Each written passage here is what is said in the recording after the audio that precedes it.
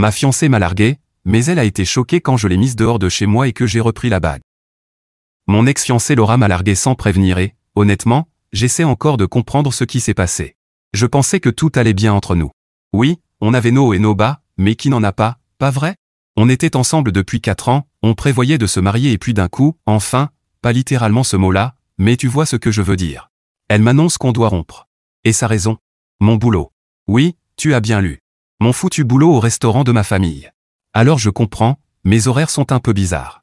Je travaille le soir, et quand je rentre, elle est déjà à la maison depuis 3 ou 4 heures. Mais ce n'est pas une surprise. Elle savait ça depuis le premier jour. Avant même qu'on se fiance, elle connaissait mon emploi du temps chaotique. Je fais des fermetures les mardis, mercredis et jeudis, de 16h30 à 21h, et les vendredis et samedis, je finis encore plus tard. Mais ce n'est pas comme si je n'étais jamais là. On avait nos dimanches, quelques matins, et souvent le début des samedis avant que je parte travailler. Je ne pensais pas que c'était un si gros problème. Mais pour Laura? Non. Elle a commencé à dire qu'on se voyait à peine et que je devais trouver un autre boulot, parce qu'elle en avait marre de m'attendre tous les soirs. Elle bosse de 7h30 à 18h, donc elle finit bien plus tôt que moi, et apparemment, elle n'aimait pas passer ce temps seule. Ça craint, c'est sûr, mais je pensais qu'on faisait avec. J'ai même proposé qu'elle vienne bosser avec moi au resto. Je trouvais que c'était une bonne idée, on passerait plus de temps ensemble, elle ne s'ennuierait pas à m'attendre, et on économiserait plus pour le mariage. Mais non, elle a vite rejeté l'idée. Elle a dit qu'elle ne se sentait pas à l'aise de travailler pour mes parents. Ok. Cool. Pas de souci. J'ai respecté ça. Je n'ai pas insisté parce que je ne voulais pas qu'elle se sente mal, mais ensuite, elle a continué à ramener mon boulot sur le tapis.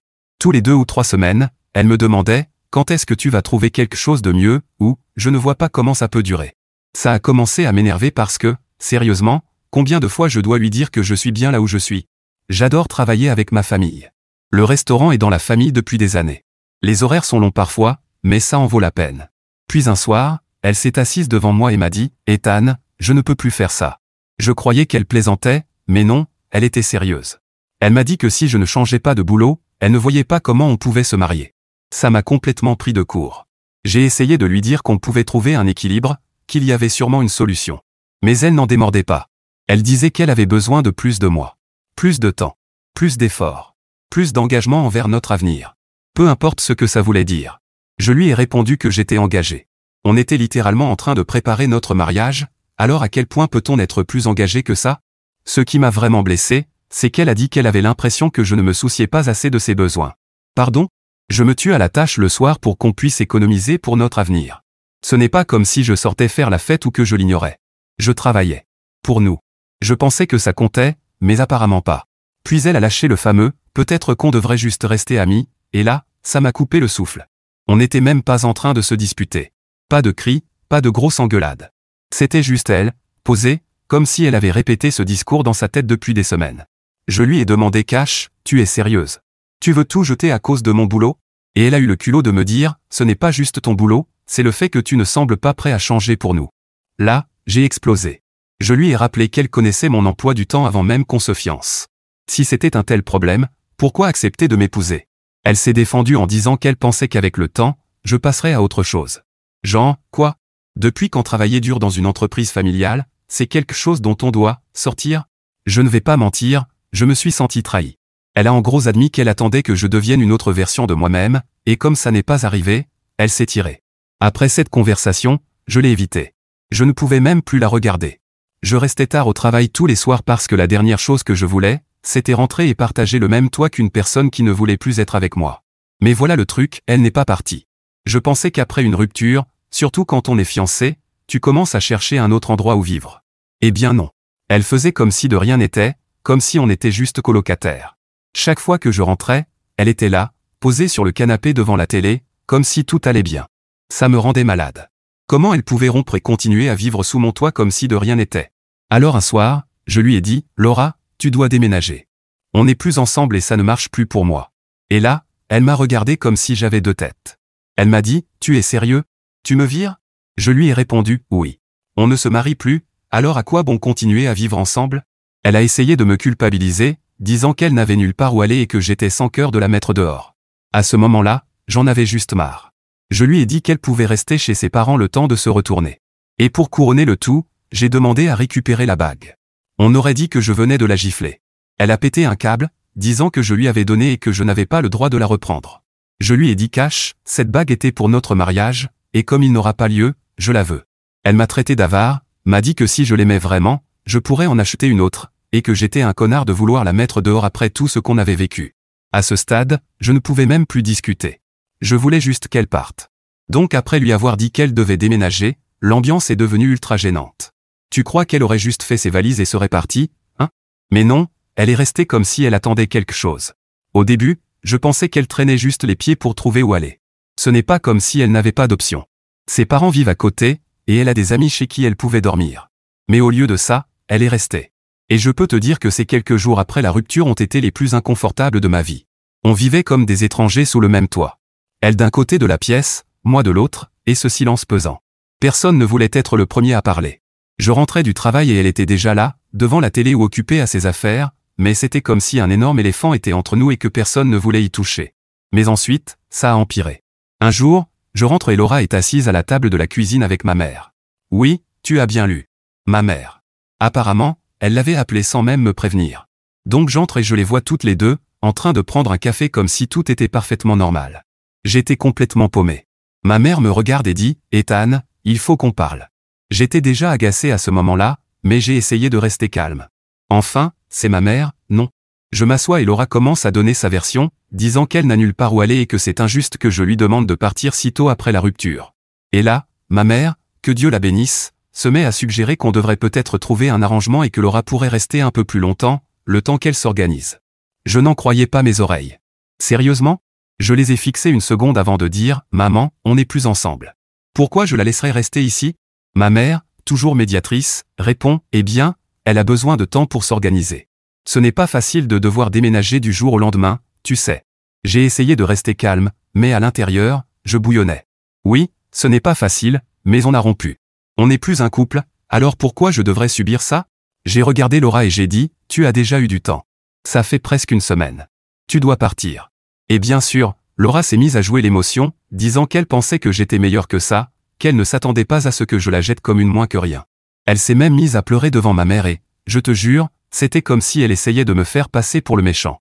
Ma mère, à ce stade, a tenté d'arrondir les angles, « Ethan, peut-être que tu pourrais lui donner un peu plus de temps. Vous êtes restés ensemble si longtemps. Ce n'est pas facile de mettre fin aux choses comme ça. » Je n'arrivais pas à croire ce que j'entendais. Ma propre mère prenait le parti de Laura. J'adore ma mère. Mais ce n'était pas à elle de décider. Je lui ai dit franchement, « Maman, ça ne te regarde pas Laura et moi, c'est fini. Elle doit partir. » Et c'est là que Laura a sorti l'ultime carte du chantage affectif. Elle m'a regardé droit dans les yeux et a dit, « Si tu m'aimais vraiment, tu ne ferais pas ça. Je croyais que tu tenais à moi. » Mec, ça m'a fait mal. Je ne voulais pas être le méchant dans l'histoire, mais en même temps, combien de temps j'étais censé laisser traîner ça? C'est elle qui a mis fin à notre relation, pas moi. Et maintenant, elle essayait d'inverser la situation comme si j'étais celui qui exagérait. Mais je n'ai pas flanché. Je lui ai dit, « Oui, je tiens à toi, mais on n'est plus ensemble et ce n'est plus ta maison. Tu dois passer à autre chose. » Laura a quitté la pièce furieuse, et ma mère est restée assise là, l'air déçu, comme si c'était moi qui avais tout gâché. Elle m'a lancé ce regard et a dit, « J'espère juste que tu fais le bon choix. » Ça m'a travaillé pendant un moment. Est-ce que j'avais été trop dur? Aurais-je dû lui donner plus de temps? Mais ensuite, j'ai repensé à la façon dont elle faisait traîner les choses, essayant de rester dans la maison, me mettant mal à l'aise chez moi. Et j'ai compris que je n'étais pas en tort. C'était ma maison, mon espace, et elle essayait juste de manipuler la situation pour se poser en victime. Le lendemain, je rentre et Laura est partie. Ses affaires étaient toujours là, mais elle n'était pas à la maison. Au début, j'ai ressenti un énorme soulagement, pensant qu'elle avait enfin décidé de déménager. Mais non, ce n'était qu'un autre jeu. Elle est revenue tard le soir, agissant comme si de rien n'était. Elle ne m'a pas adressé un mot, est allée directement dans la chambre et a claqué la porte. Là, j'en avais marre. Je ne pouvais plus gérer ça. Je lui ai envoyé un texto, lui disant qu'elle avait jusqu'à la fin de la semaine pour prendre ses affaires et partir, sinon je commencerai une procédure d'expulsion. Ça peut sembler dur, mais qu'est-ce que j'étais censé faire d'autre? Elle ne me prenait pas au sérieux, et je n'allais pas passer une semaine de plus dans cette situation bizarre et pourrie. Et devine quoi? Elle me répond, « Je n'arrive pas à croire que tu sois comme ça. Je pensais qu'on pouvait au moins rester amis, mais tu me traites comme une étrangère. » C'est là que j'ai compris qu'elle ne partirait jamais à moins que je ne l'y oblige.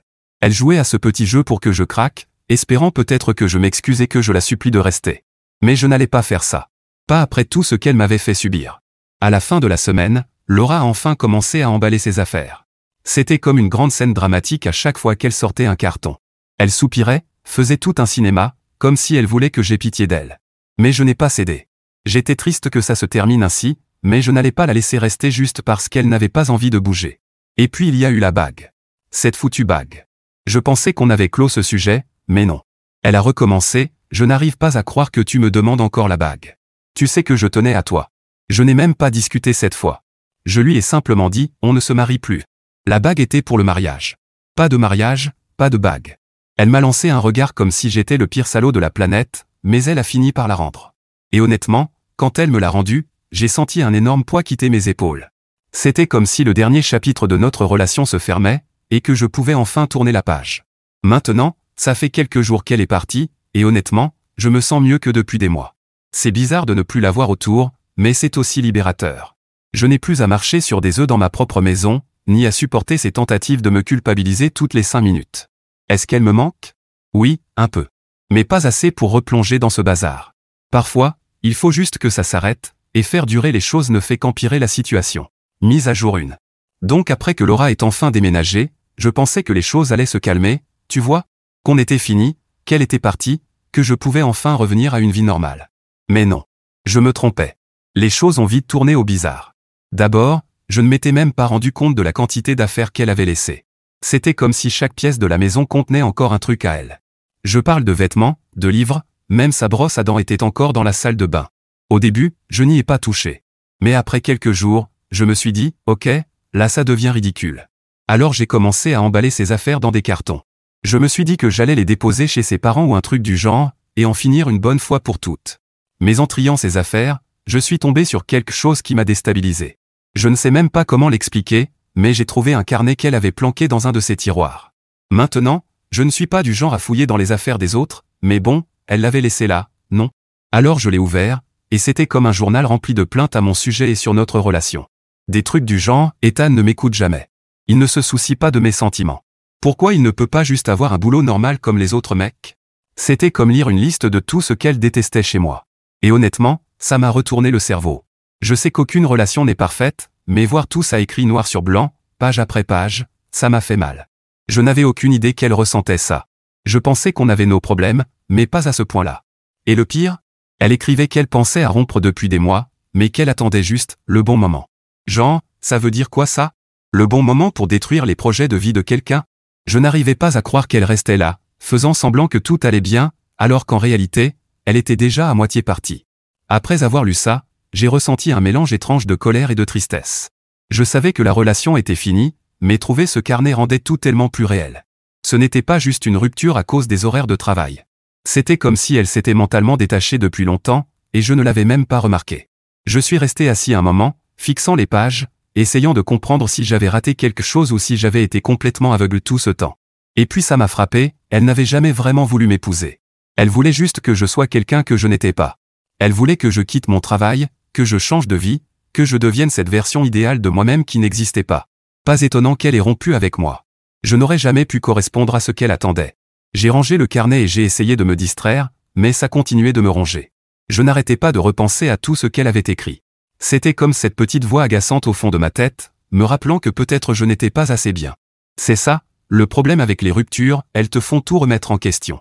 Tu commences à suranalyser chaque conversation, chaque dispute, chaque fois où tu as dit « je t'aime », et tu te demandes si tout ça avait vraiment la signification que tu pensais. Quelques jours plus tard, Laura m'envoie un message. Je n'avais pas eu de nouvelles d'elle depuis qu'elle avait déménagé, et honnêtement, je ne m'y attendais pas. Mais son message n'était pas ce que j'imaginais. Elle ne voulait pas prendre de mes nouvelles ou parler de la rupture. Non. Elle voulait passer récupérer quelques affaires.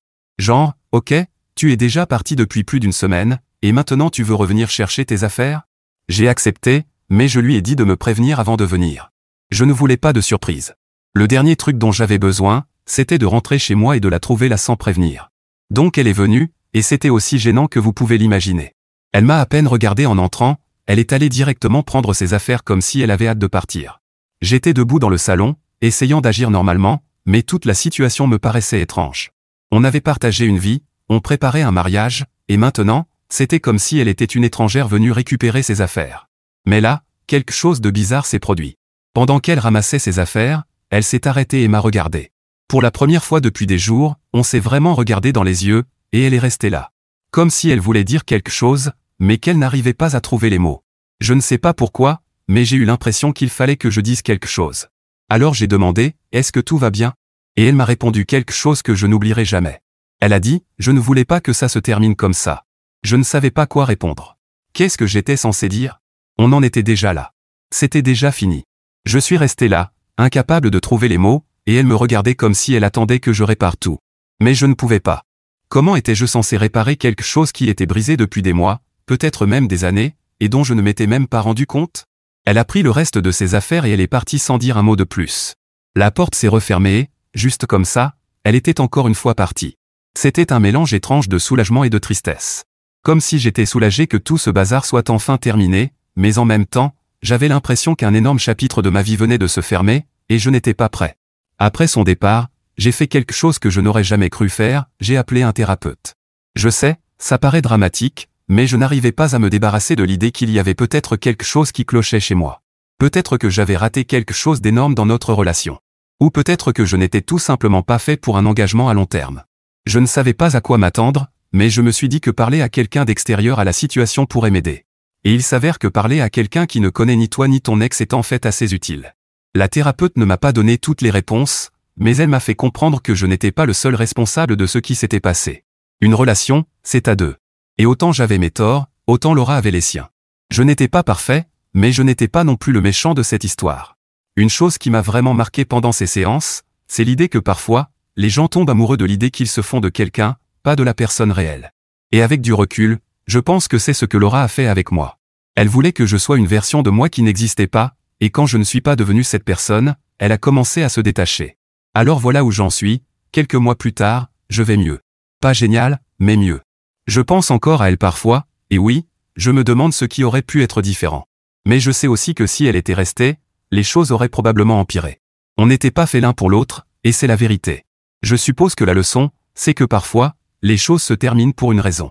Ça craint, ça fait mal. Mais à long terme, c'est mieux que de forcer quelque chose qui ne marchera jamais. Mise à jour 2. Après le départ définitif de Laura, je pensais que c'était terminé. Fin de l'histoire, non.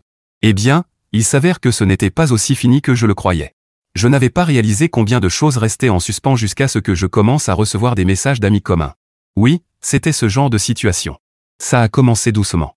Je recevais un petit texto de temps en temps, des gens qui me demandaient comment j'allais, ce qui allait encore, mais ensuite, ils lâchaient des petites remarques du genre « Laura a dit qu'elle a vraiment du mal » ou « Tu as eu de ses nouvelles ?» Au début, je laissais passer. Je pensais que les gens essayaient juste d'être polis, de voir où on en était après la rupture. Mais ensuite, le ton des messages a changé. Les gens agissaient comme si c'était moi qui l'avais jeté dehors sans prévenir. Et moi j'étais là à me dire, est-ce que Laura n'a pas dit aux gens que c'est elle qui a rompu avec moi? Apparemment non. Très vite, je reçois de longs messages culpabilisants de la part de certains de ses amis, des gens que je connaissais à peine, me disant que j'étais sans cœur de l'avoir fait déménager et d'avoir repris la bague. Genre, excusez-moi. C'est elle qui a rompu avec moi. J'allais quand même pas continuer à vivre avec mon ex-fiancé, à faire semblant que tout allait bien, pendant qu'elle racontait aux autres que j'étais le méchant. Mais selon elle, c'est moi qui n'ai pas assez tenu à elle pour essayer de sauver la relation. Donc maintenant, je me retrouve coincé dans cette situation bizarre où les gens me voient comme le méchant de l'histoire et elle joue la victime. C'est hallucinant à quelle vitesse les rôles peuvent s'inverser. J'ai dû commencer à expliquer aux gens ce qui s'était réellement passé et à chaque fois, ça me fatiguait. Comme si je devais me justifier. Une semaine ou deux passent et je crois que les choses se calment enfin. Je ne reçois plus de messages, plus personne ne me parle de Laura, et je commence à me détendre. Mais évidemment, ça n'a pas duré longtemps. Un soir, je suis chez moi à regarder la télé après une longue journée au restaurant, et mon téléphone vibre. C'est un message de la meilleure amie de Laura, Jenna. Et Jenna et moi, on ne s'est jamais vraiment entendus. Elle a toujours été du genre à souffler des idées à Laura, à semer la pagaille, vous voyez. Donc quand j'ai vu son nom s'afficher, je savais que ça n'allait pas être bon. J'ouvre le message, et comme prévu, c'est un roman. Jenna me raconte que Laura est dévastée, que je lui ai brisé le cœur en ne me battant pas pour sauver notre relation, et que j'aurais dû faire plus d'efforts pour que ça marche. Elle a même écrit quelque chose comme « Vous êtes censé être une équipe, et toi, tu as juste abandonné ». J'étais tellement en colère que j'avais du mal à répondre. Mais je l'ai fait. Je lui ai renvoyé un message court et simple. J'ai dit « Laura a rompu avec moi. C'est elle qui voulait partir. Je n'allais pas supplier quelqu'un de rester alors qu'elle n'en avait pas envie. » Bien sûr, Jenna n'en est pas restée là. Elle a continué à m'envoyer des textos, essayant de me culpabiliser, disant que Laura souffrait et qu'elle avait besoin de temps, et que peut-être si je reprenais contact, Les choses pourraient être différentes. Mais je n'étais pas d'accord. Je lui ai dit franchement, c'est fini. C'est terminé. Laisse tomber. C'était la dernière fois que j'ai eu de ses nouvelles, du moins pendant un temps. Puis, un jour, alors que j'étais au restaurant, en plein coup de feu du service du soir, ma mère est venue me voir avec ce regard particulier sur le visage. Vous savez, ce regard que les mamans vous lancent quand elles ont quelque chose à dire mais qu'elles ne savent pas trop comment le dire? Oui, c'était exactement ça. Elle m'a pris à part et m'a dit, « Ethan, j'ai parlé à Laura aujourd'hui. » Je l'ai regardé, genre, pourquoi? Ma mère a répondu, « Eh bien, elle m'a appelé, elle a dit qu'elle voulait s'excuser pour la façon dont les choses se sont terminées et qu'elle voulait juste prendre des nouvelles. » Alors là, je ne sais pas pour vous, mais quand votre ex appelle votre mère pour prendre des nouvelles, c'est un énorme signal d'alarme. J'ai dit à ma mère, « Écoute, que Laura soit désolée ou pas, je m'en fiche. C'est fini. Elle n'a aucune raison de t'appeler. » Ma mère a soupiré et a dit, je sais, mais elle avait l'air vraiment bouleversée. Elle a ajouté qu'elle avait dit qu'elle avait l'impression que je la détestais maintenant et qu'elle ne voulait pas que ça se termine ainsi. Et voilà, encore une fois. J'ai dû réexpliquer toute la situation à ma mère, comment c'est Laura qui avait mis fin à la relation, comment elle racontait aux autres que je l'avais mise dehors, et comment je voulais juste tourner la page. Je voyais bien que ma mère était partagée, mais elle a fini par comprendre. Elle a accepté de ne plus s'en mêler, mais honnêtement, c'était frustrant de devoir avoir cette conversation. Après ça, les choses ont commencé à se calmer pour de vrai. Je n'ai plus entendu parler de Jenna, Laura a arrêté d'appeler ma mère, et j'ai enfin commencé à sentir que je pouvais avancer. J'ai même recommencé à sortir avec mes amis, à aller boire un verre après le travail, juste à retrouver une sorte de normalité. Mais au moment où je pensais que tout se stabilisait enfin, quelque chose d'autre est arrivé. Un soir, j'étais au bar avec quelques potes quand l'un d'eux, Marc, m'a pris à part et m'a dit « Hey, mec, tu ne vas pas aimer ça, mais j'ai vu Laura l'autre jour avec un type. » Alors je vais être honnête, je ne pensais pas ressentir quoi que ce soit en entendant ça, mais pour une raison quelconque, ça m'a frappé. Je savais qu'on était fini, mais apprendre qu'elle était déjà passée à autre chose, ça faisait mal. J'ai demandé à Marc, c'était qui? Il m'a répondu qu'il ne savait pas, mais qu'ils avaient l'air assez proches. C'était tout ce que j'avais besoin d'entendre. Les jours suivants ont été bizarres. Je n'ai pas écrit à Laura ni rien, mais je ne pouvais pas m'empêcher d'y penser. Pas parce que je voulais la récupérer, mais parce que j'avais l'impression que ce chapitre de ma vie était vraiment, définitivement clos. Elle avançait, et je suppose que ça voulait dire que je devais le faire aussi. Avec du recul, je réalise maintenant que Laura s'était probablement détachée bien avant même notre rupture. C'est peut-être pour ça que tout m'a paru si soudain quand c'est arrivé. Parce que pour elle, ça n'était pas soudain. Elle l'avait prévu, elle y pensait depuis un moment, et au moment où elle a mis fin à notre relation, elle avait déjà un pied dehors. Il m'a fallu du temps pour l'accepter. C'est difficile d'admettre que quelqu'un à qui tu tenais a cessé de tenir à toi bien avant toi. Mais vous savez quoi? Au final, c'est mieux comme ça. On n'était pas fait l'un pour l'autre, et forcer les choses n'aurait fait qu'empirer la situation. Maintenant, je me concentre sur moi. Je ne cherche pas une relation pour l'instant, et je ne suis certainement pas pressé de replonger dans les rencontres. J'essaie juste de profiter à nouveau des petites choses, sortir avec mes amis, me concentrer sur le travail, et remettre ma vie là où je veux qu'elle soit. Et pour Laura? Je lui souhaite le meilleur. Vraiment. Mais j'en ai fini avec les culpabilisations, les manipulations et le drame. J'avance. Mise à jour 3. Alors voilà, quelques mois plus tard, et j'ai enfin l'impression de pouvoir respirer à nouveau. Ça a été un sacré parcours, et honnêtement, je suis juste content que ce soit terminé. Mais au moment où je pensais que tout était derrière moi, je me suis pris une dernière claque. Enfin, surprise. Oui, parce qu'il fallait bien qu'il se passe encore quelque chose, pas vrai? Voilà ce qui s'est passé. J'étais au travail, en train de faire ma journée normale au restaurant, quand l'un de nos habitués, Tom, est arrivé. Tom, c'est un gars plus âgé. Il vient au resto depuis des années, il est super sympa avec ma famille, toujours en train de discuter avec mes parents quand il passe. Mais cette fois, il avait une drôle de tête. Il m'a pris à part et m'a dit « Hey Ethan. J'ai vu Laura l'autre soir. » À ce stade, je me suis dit « D'accord, et alors? Les gens voient Laura tout le temps. Quoi de neuf? » Mais ensuite, il m'a lâché une bombe, elle était avec ton cousin, Chris. Je vous jure, mon cerveau s'est figé une seconde. J'étais là, attends, quoi? Chris? Non, impossible. Je veux dire, Chris et moi, on est de la famille. On a grandi ensemble.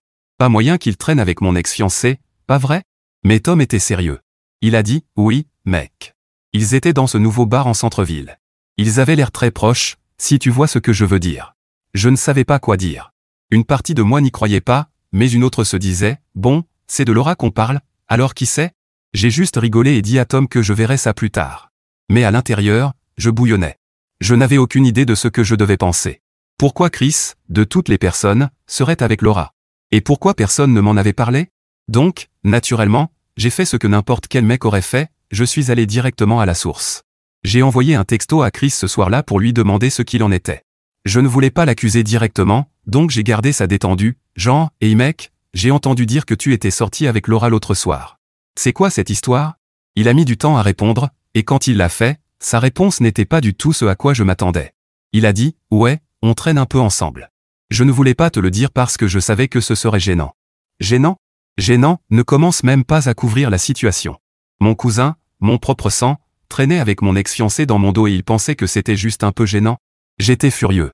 Mais furieux comme jamais. Je lui ai répondu, « Mec, c'est quoi ton problème ? Tu ne pouvais pas me prévenir ?» Il a essayé de minimiser, disant que ce n'était pas grand-chose et qu'ils étaient juste amis, rien de sérieux. Mais allez, on sait tout ce que « juste amis » veut dire, surtout quand c'est entre une ex et ton cousin. Je n'y ai pas cru une seconde, et je lui ai dit clairement que je me sentais trahi. Il a commencé à se justifier, disant qu'il n'avait pas voulu que ça arrive, qu'ils s'étaient croisés un soir par hasard et que les choses avaient évolué à partir de là. Apparemment, il parlait depuis quelques semaines déjà. Des semaines. J'ai dû encaisser ça. Sérieusement, comment tu es censé digérer un truc pareil ? Ce n'était plus seulement à propos de Laura. C'était à propos de la famille. Quelqu'un en qui j'avais confiance, avec qui j'avais grandi, trouvait ça normal de commencer à traîner avec mon ex comme si de rien n'était. Et honnêtement, ça faisait encore plus mal que je ne l'aurais cru. Quelques jours plus tard, j'ai reçu un message de Laura elle-même. Elle n'a même pas essayé d'y aller doucement. Elle m'a juste écrit, « Hey, j'ai entendu dire que tu étais contrarié à propos de Chris et moi. On peut en parler ?» Je ne voulais pas lui parler. Je ne voulais pas entendre ses excuses ou ses explications ou peu importe ce qu'elle voulait me dire. Mais en même temps, j'avais besoin de tourner la page.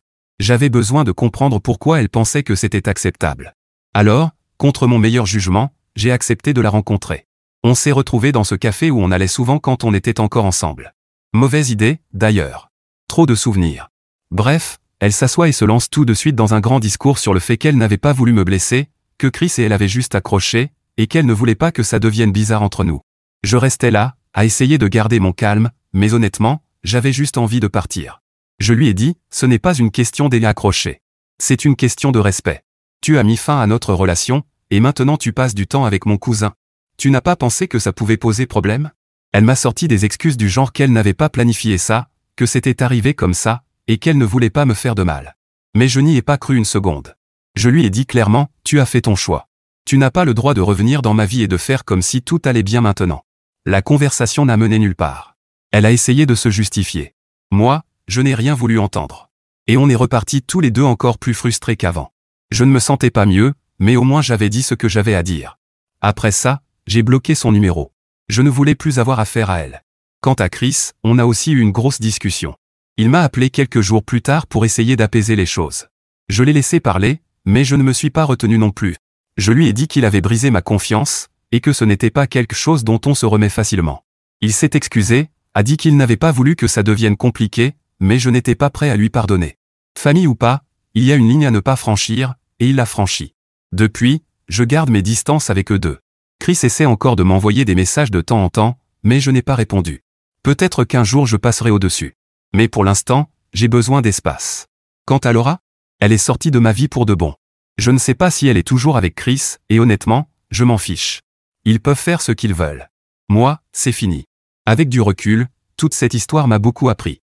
Pas seulement sur les relations, mais sur les gens en général. Tu crois connaître quelqu'un, tu crois pouvoir lui faire confiance, et puis il te fait un coup pareil.